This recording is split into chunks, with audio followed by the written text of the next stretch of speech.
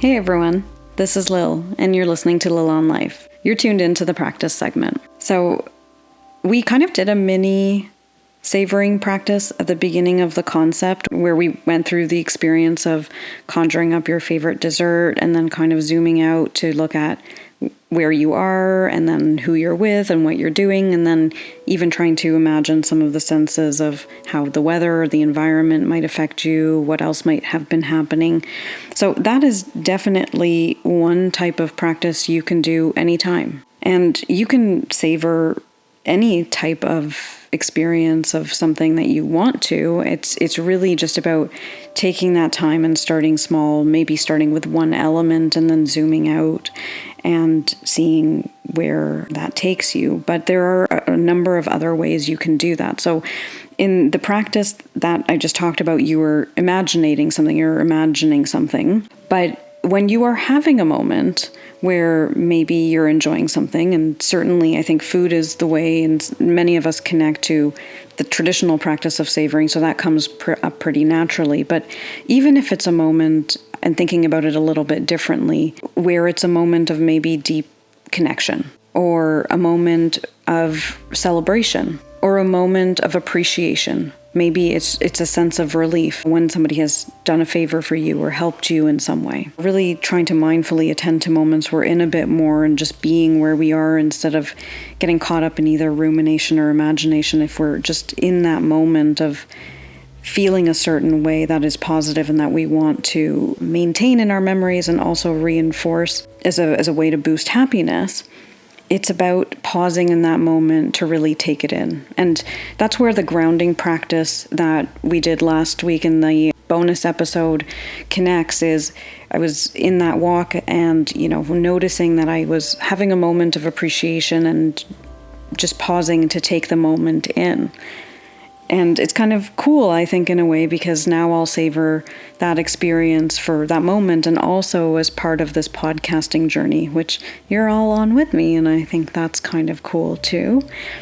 So it was about taking a moment in that and noticing what is happening around me, taking in those sights, using my different senses to appreciate a moment in a way that I wouldn't normally. And another way you can do this is by being in that moment and actually taking a picture. So I did take a couple pictures on that walk. I know I said I would post the one of the tree, which I haven't yet, but using the images on my phone, and I know I talked about how I keep pictures on my phone, for example, with my goals and putting it in my favorites. I also have a folder of savored moments where it's pictures I've taken in a moment of savoring, and some of that includes other people. It can be a moment with the friends I was in that, or, a beautiful sight that I want to hold in my memory as part of that. But the picture allows me to bring it back. And when I bring that photo back, one of the practices I can do instead of just looking at it is really take a moment to go back to that experience, to go back to that specific thing and recall it and remember what was happening in that moment. And it's not about the precision of your memory. So it's not about getting it exactly accurate. It's about bringing up the sensations that it brought up for you and taking a moment to reflect on those and just appreciate them. Because if we are so often on autopilot and pulled into many thinking patterns that maybe don't serve us, it's, again, about giving opportunities for the converse to be true. So a couple other practices that might be of interest to you if this is a space you're thinking about is around savoring journals. So part of my savoring journaling is through that photo album.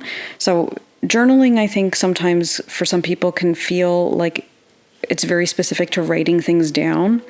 And for some people that doesn't resonate if you're not the kind of person who's maybe going to lean into journaling that way, but maybe you like to interact with the world in a different way. Maybe it's more visual.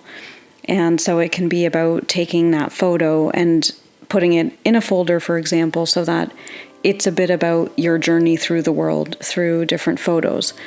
Or as somebody who loves music, sometimes I have moments associated to different songs that I savor. And when I hear that song, I try to think about what that moment was that connected me to it. And it's an opportunity to savor that song in a slightly different way. You also don't have to necessarily just savor moments that are high impact. I know I gave some examples of some pretty big moments in my life, but the ant one is an example of more just sensory exploration of a moment and noticing kind of an inconsequential moment in life.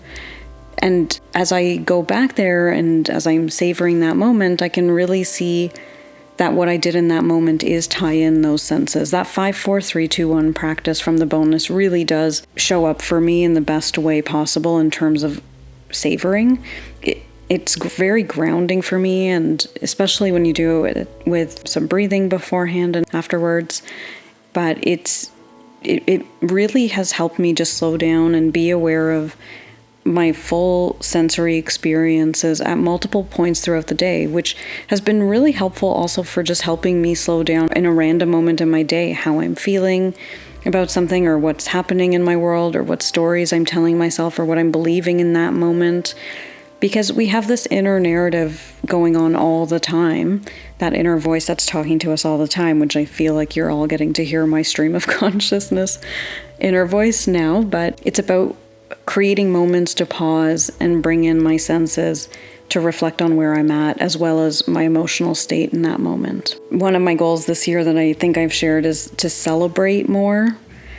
And I think this is probably one of the practices that I love the most in this savoring, because as someone who has high ambitions and things like that, sometimes it's once something happens, it's on to the next for me.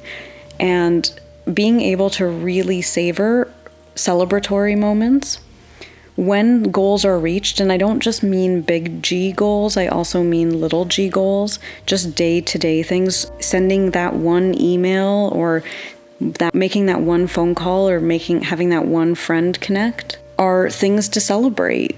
And when we celebrate these things, when we savor those moments of how good it feels to do those things, it can also be really enabling and empowering from a goal-setting perspective by helping us lean into the things and the positive momentum working with us versus all the things that work against us. So taking a moment to really acknowledge, savor, and appreciate celebration is a savoring practice that I think we can all benefit from, because just surviving feels like a feat right now sometimes. And so celebrating just the small wins is really helpful. And I think that what this all ties into, it's savoring's a little bit different from mindfulness, but these things can also work together or be concatenated, to use a fun new word. That one is a real word, by the way, not a made-up word like the earlier one I made up, I think. But when we are mindful in those moments of joy or fulfillment or just calm and peace, I think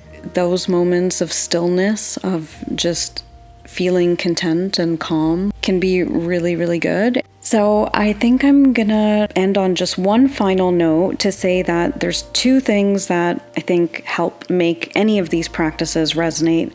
And the first is consistency and making it a habit. So doing any one thing once or twice, you might get some of the benefit from it, but when we make something a habit, when we make it part of our routine, we stop thinking about it. And not all of our habits are intuitive to us. We're not just born feeling like you wake up and brush your teeth and wash your face and start your day that way. And if that is how you start your day, however you start your day is whatever habit you have formed. And now you just wake up and do that. So finding ways to embed the practices that resonate for you as part of a routine will help it become a habit, which is going to help it become more consistent and reinforce those neural pathways and make it part of how you navigate. So I'd love to hear if any of these practices resonated for you or what dessert you savored as part of the concept segment. And thank you again for being on this journey with me. This is Lil, and you're listening to Lil on Life. If you're enjoying this podcast, please like, follow, and leave a 5-star review. If you'd like to reach out, you can get me on my Gmail at lilonlifepod@gmail.com. That's Lil with one L, onlifepod@gmail.com. or on my socials, Instagram, YouTube, TikTok, at Lil on Life Pod. Lil on Life podcast is produced by Brando and Co. Brandon is a photographer, director, and podcast producer.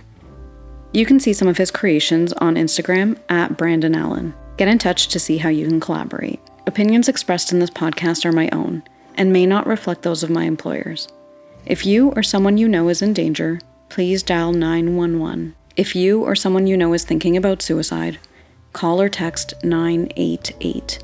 Support is available 24 hours a day, 7 days a week.